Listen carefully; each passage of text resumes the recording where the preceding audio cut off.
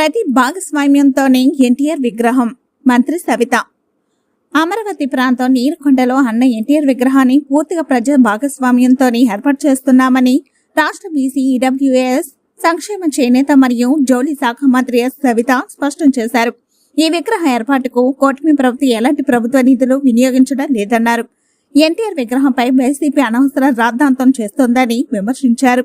మంగళగిరిలోని టీడీపీ కేంద్ర కార్యాలయాన్ని నిర్వహించిన విలేకరుల సమావేశంలో మంత్రి సవిత మాట్లాడుతూ జగన్ పాలనలో ప్రచార ఆర్భటానికి వేల కోట్ల రూపాయల ప్రజాధనం దుర్వినియోగమైందని ఆరోపించారు. ప్రభుత్వ కార్యాలయాలు పథకాలపై పార్టీ రంగులు ఫోటోలు వేయడం ప్రజల భయాందోళనకు దారితీసిందన్నారు.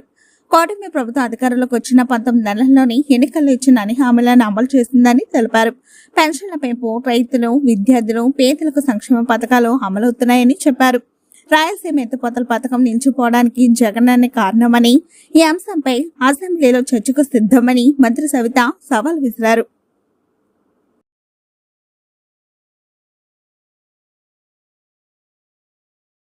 ఆ మాట నిలబెట్టుకున్న ప్రభుత్వం కూటమి ప్రభుత్వం. మరి 3,000 ఉన్న పెన్షన్ని 4,000 జనవరి ఏదైతే 1వ తారీఖు ఆదివారమో ఏదైనా హాలిడేస్ ఉంటే ముందు రోజే 4,000 పెన్షన్ ఇస్తున్న ఏకైక ప్రభుత్వం మరి కూటమి ప్రభుత్వం అనే విషయం కూడా తెలియజేస్తూ, అదేవిధంగా మరి ప్రజలకు దగ్గరగా ప్రజా సమస్యలు తెలుసుకుంటూ ప్రజా సంక్షేమ పథకాలు ప్రజలకు అందుతున్నాయా లేదా అని స్వయాన ముఖ్యమంత్రి గారే వెళ్ళి ప్రతి నెల 1వ తారీఖు పెన్షన్ ఇస్తున్న ముఖ్యమంత్రి చంద్రబాబు నాయుడు గారు అనే విషయం తెలియజేస్తూ, అదేవిధంగా మరి 3,000 ఉన్న వికలాంగుల పెన్షన్ని 6,000 అందజేసిన ఘనత, మరి 100% ఉన్న 5,000 ఉన్న పెన్షన్ని 15,000 రూపాయలు అందజేస్తున్నాం.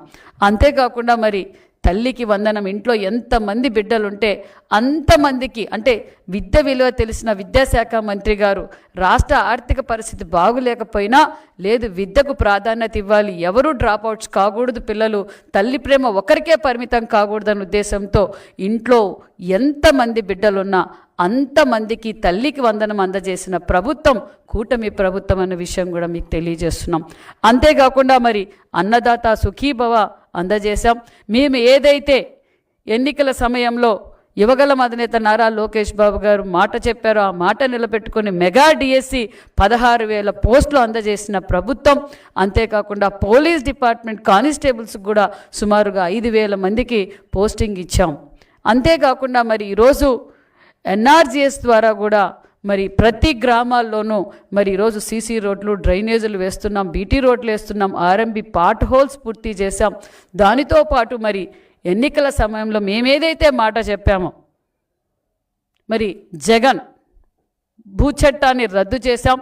అదేవిధంగా తాతల ముత్తాతల కాలం నుంచి వచ్చినప్పుడు వారి ఆస్తులు గౌరవంగా రాజముద్రతో ఉండాలే తప్ప రంగుల పిచ్చితో మరి ఫోటోలు పిచ్చితో మరి గత ప్రభుత్వం ఏం చేసిందో మనం అందరం చూసాం.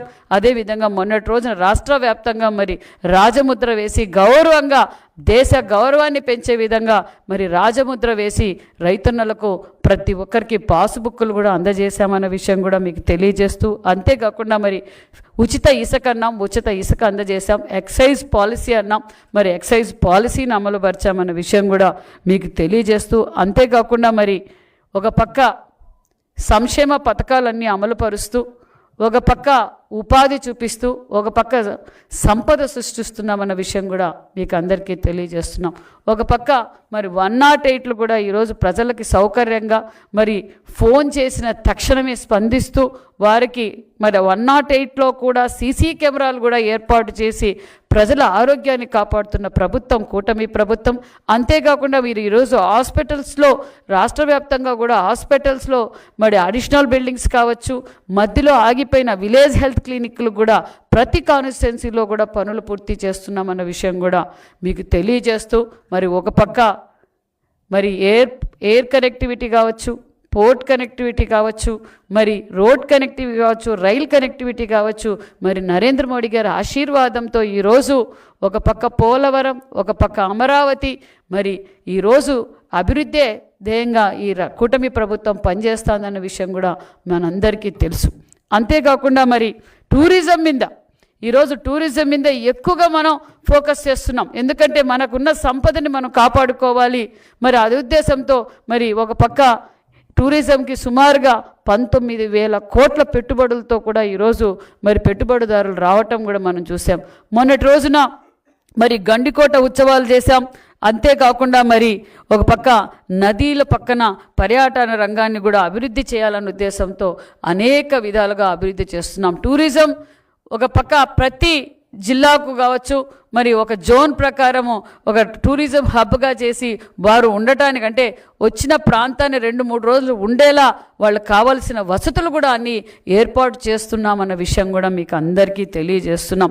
మరి అంతేకాకుండా మరి రాష్ట్ర వ్యాప్తంగా బడుగు బలహీన వర్గాల కోసం నిరంతరం కష్టపడిన వ్యక్తి అన్న నందమూరి తారక రామారావు గారు.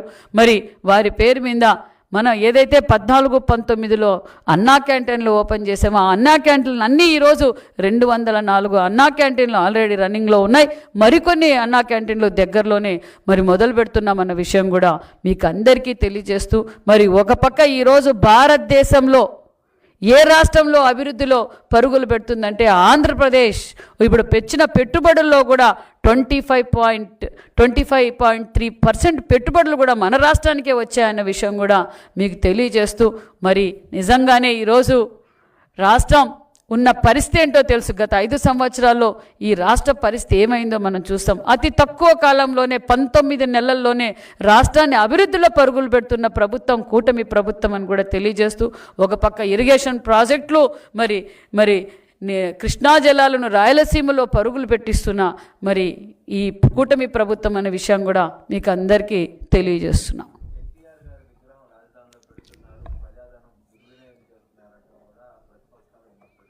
ఏంటండి ఎన్టీఆర్ గారి విగ్రహం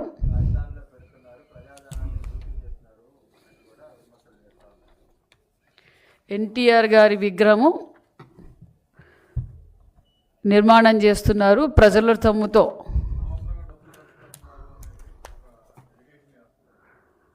ఒక వైసీపీ వాళ్ళు తప్ప ఇది ఎవరు అన్నారు సార్. ఎందుకంటే వైసీపీ కళ్ళు అభివృద్ధిని వ్యతిరేకిస్తుంది. మరి అన్న నందమూరి తారక రామారావు గారు తెలుగు రాష్ట్రాలకి స్వాతంత్రం ఇచ్చిన వ్యక్తి.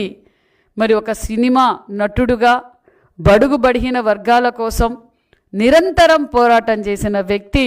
మరి మనకు స్వాతంత్రం వచ్చింది అంటే అన్న నందమూరి రామారావు గారు పార్టీ పెట్టిన తర్వాత బడుగు బలహీన వర్గాలను హక్కులో చేర్చుకున్న వ్యక్తి, మహిళా పక్షపాతి. మహిళలకు ఈరోజు ఆస్తిలో భాగం కావచ్చు, మహిళలు కూడా విద్యాపరంగా ఉండాలి, మహిళలు కూడా గౌరవంగా బతకాలి అని మహిళా యూనివర్సిటీలు తెచ్చిన వ్యక్తి మరి అన్న నందమూరి తారక రామారావు గారు. అన్న నందమూరి తారక రామారావు గారికి ప్రభుత్వం డబ్బులు వాడుకోవాల్సిన అవసరం లేదన్న విషయం కూడా మీకు తెలియజేస్తున్నాం. బడుగు బలహీన వర్గాలు ఈరోజు అన్ని రంగాల్లోనూ ఉన్నారు అంటే ఒక పక్క రాజకీయంగా కావచ్చు, విద్యాపరంగా కావచ్చు, వైద్యపరంగా కావచ్చు, ఉద్యోగపరంగా కావచ్చు, రైతాంగం పరంగా కావచ్చు, ఈరోజు బీసీలు ఈ స్థాయిలో ఉన్నారు అంటే సూర్యచంద్రులు ఉన్నంతకాలం మరవలేని నాయకుడు అన్న నందమూరి తారక రామారావు గారు. ప్రజలు స్వచ్ఛందంగా ఒక ట్రస్ట్ ద్వారా ఈరోజు అన్న నందమూరి ఎన్టీఆర్ గారి విగ్రహావిష్కరణ చేస్తున్నాం. మరి కులాల మధ్య ఫేక్ ఐడీలు పెట్టి సోషల్ మీడియాలో మరి వైసీపీ పార్టీ వారికి అలవాటు. ఫేక్ అంటానే వైసీపీ మన అందరికీ తెలుసు. మరి ఈరోజు వైసీపీ పార్టీ వారు మాట్లాడుతున్నారు, ప్రజల సొమ్ముతో ఎన్టీఆర్ గారి విగ్రహం ఏర్పాటు చేస్తున్నారని చెప్తున్నారు. అది వాళ్ళ దృష్టికి మాత్రమే ఉంటుంది. అన్న నందమూరి తారక రామారావు గారి విగ్రహం ఏర్పాటుకు ప్రజలు స్వచ్ఛందంగా ఒక ట్రస్ట్ ద్వారా ఏర్పాటు చేసి పెడుతున్నామన్న విషయం కూడా మీకు తెలియజేస్తున్నాం. ఎందుకంటే మరి వారికి అలవాటు. ప్రజల సొమ్ముతో కట్టిన ప్రజావేదిక కూల్చటం జగన్మోహన్ రెడ్డి గారికి అలవాటు. ప్రజల సొమ్ముతో ప్యాలెస్లు కట్టుకోవడం జగన్మోహన్ రెడ్డి గారికి అలవాటు. ప్రజల సొమ్ముతో ఆయనకు రంగులు పిచ్చి ఎక్కువ. ఫోటోలు వేయించుకోవడం, సర్వే రాళ్ళపైన కూడా ఆయన ఫోటోలు వేయించుకోవడం, పాసుబుక్కుల పైన ఆయన ఫోటోలు వేయించుకోవడం, పిల్లల స్కూలు బ్యాగుల పైన కూడా ఆయన ఫోటోలు వేయించుకొని ప్రజల సొమ్ము దుర్వినియోగం చేసిన వ్యక్తి జగన్మోహన్ రెడ్డి గారు. కాబట్టి ఆయనకి ఆ ఆలోచన ఉంటుంది. కూటమి ప్రభుత్వానికి ఆ ఆలోచన లేదు. ప్రజల సొమ్ముని ప్రజలకే వాడుతామే తప్ప మరి దుర్వినియోగం చేయది ఈ కూటమి ప్రభుత్వం మాన్య శ్రీ ముఖ్యమంత్రి చంద్రబాబు నాయుడు గారు అన్న విషయం కూడా మీకు తెలియజేస్తున్నాం. మరి ప్రజలందరికీ తెలుసు, ప్రపంచమంతా ఈరోజు, భారతదేశం అంతా, ప్రపంచమంతా ఈరోజు మరి ఆంధ్రప్రదేశ్ వైపే చూస్తున్నారు. అతి తక్కువ కాలంలోనే ఒక పక్క సూపర్ 6 పథకాలతో పాటు ఒక పక్క పరిశ్రమలు వస్తున్నాయి, ఆ పక్క ఎయిర్పోర్ట్లు పూర్తి చేస్తున్నాం, కొత్త ఎయిర్పోర్ట్లకు నిర్మాణం చేస్తున్నాం, పీపీపీ మోడల్లో మెడికల్ కాలేజీలు నిర్మాణం మొదలవుతూ ఉంది, మరి పరిశ్రమలు వస్తున్నాయి, ఒక పక్క ఇరిగేషన్ ప్రాజెక్టులు పూర్తి అవుతున్నాయి. మరి జగన్మోహన్ రెడ్డి గారికి ఇదంతా కనిపించలేదు, వైసీపీ పార్టీకి కనిపించలేదు. ఎంతున్నా కూటమి ప్రభుత్వం అతి తక్కువ కాలంలో ఏ విధంగా అభివృద్ధి చేస్తూ ఉంది, మేం చేయలేకపోయాం. అప్పుడప్పుడు వస్తూ ఉంటారు, ఎక్కడి నుంచి, లోటస్ పాండ్ నుంచి వస్తూ అప్పుడప్పుడు ప్రెస్ మీట్లు పెట్టి ఓదార్పులు చేసి బీసీల మధ్య మరి కుల చిచ్చులు పెట్టి అప్పుడప్పుడు పోతూ ఉంటారు. ప్రజలందరూ క్లారిటీగా ఉన్నారు. జగన్మోహన్ రెడ్డి గారు, మీరు 5 సంవత్సరాలుగా ఈ రాష్ట్రాన్ని ఏ విధంగా దాచుకున్నారో ఒక్కొక్కటిగా బయటపడుతున్నాయి. ఇంకా బయటపడతాయి. ఇంకా గజ దొంగలు కూడా దగ్గరలో బయటపడతారు. చట్టం తన పని చేసుకుంటూ పోతుందన్న విషయం తెలియజేస్తున్నాం.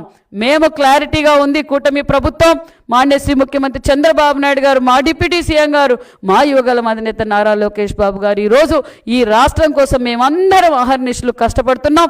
నిరంతరం ప్రజల్లోనే ఉండి ప్రజా సమస్యలు పరిష్కరిస్తున్న ప్రభుత్వం కూటమి ప్రభుత్వం అనే విషయం కూడా మీకు తెలియజేస్తూ, ఎన్టీఆర్ గారి విగ్రహం ప్రజలందరూ సూర్యచంద్రులు ఉన్నంతకాలం ఎన్టీఆర్ అంటే అది 3 అక్షరాలు కాదు, 3 మంత్రాక్షరాలు అనే విషయం కూడా మీకు తెలియజేస్తూ, మరి ఈరోజు తెలుగు ప్రజల గౌరవాన్ని ప్రపంచ దేశాలకు చాటిన వ్యక్తి అన్న నందమూరి తారక రామారావు గారు విగ్రహాన్ని కూడా మీరు రాజకీయం చేస్తున్నారంటే బీసీ, ఎస్టీ, బడుగు బడిహీన వర్గాల మరి వారిని అవమానించినట్లు అన్న విషయం కూడా మీకు తెలియజేస్తున్నాం. ఎందుకంటే సూర్యచంద్రులు ఉన్నంత వరకు బడుగు బడిహీన వర్గాల గుండెల్లో ఉండే నాయకుడు, గుండెల్లో ఉండే దేవుడు వెంకటేశ్వర స్వామిగా కనపడేది మరి అన్న నందమూరి తారక రామారావు. ఒక రామునిగా గుర్తించాలంటే మరి అన్న నందమూరి తారక రామారావు గారిని గుర్తిస్తారు. అలాంటి గొప్ప వ్యక్తిని ఈరోజు మీరు దీన్ని కూడా రాజకీయం చేస్తున్నారంటే ఇది కూడా చూస్తున్నారు బడుగు బడిహీన వర్గాల ద్రోహి మీరన్న విషయం కూడా మీకు తెలియజేస్తున్నాం.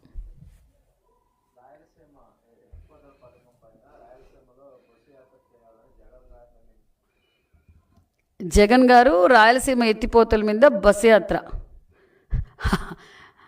ఆయన నేను ఉన్నాను అని చెప్పుకోవడానికి ఏమైనా బస్సు యాత్ర చేస్తున్నారేమో కానీ, ఒకటి ఈరోజు అన్న నందమూరి తారక రామారావు గారు తెలుగు గంగ ప్రాజెక్టు మొదలుపెట్టింది.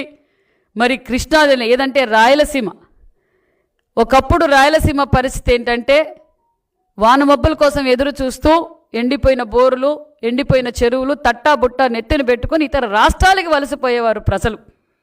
అలాంటి సమయంలో మరి ఈ రాయలసీమ ఏదైతే శ్రీకృష్ణదేవరాయలు రాయలు పరిపాలించిన ఈ రాయలసీమ రాళ్లసీమగా మారిపోతుంది, దీన్ని రతనాల సీమగా మార్చాలనని గొప్ప సంకల్పం చేసి అన్న నందమూరి తారక రామారావు గారు నాంది పలికితే, అదే స్ఫూర్తితోనే మన విజనరీ లీడర్ అపర భగీరథుడు చంద్రబాబు నాయుడు గారు ఈరోజు రాయలసీమలో తాగునీరు కావచ్చు, సాగునీరు కావచ్చు, పరిశ్రమలు కావచ్చు, ఈరోజు హార్టికల్చర్ హబ్ కావచ్చుగా మారింది. మరి ఈరోజు దానిమ్మ పంట 1 టన్ను 2 లక్షల రూపాయలు విలువ పోయింది అంటే అది చంద్రబాబు నాయుడు గారి విజన్. ఈరోజు కియా లాంటి పరిశ్రమలు ఈరోజు రాయలసీమలో ఉన్నాయి. మరి ఎవరు రాయలసీమ ద్రోహి? మచ్చుమరి ఆపింది ఎవరు? పట్టుసీమ వద్దనింది ఎవరు?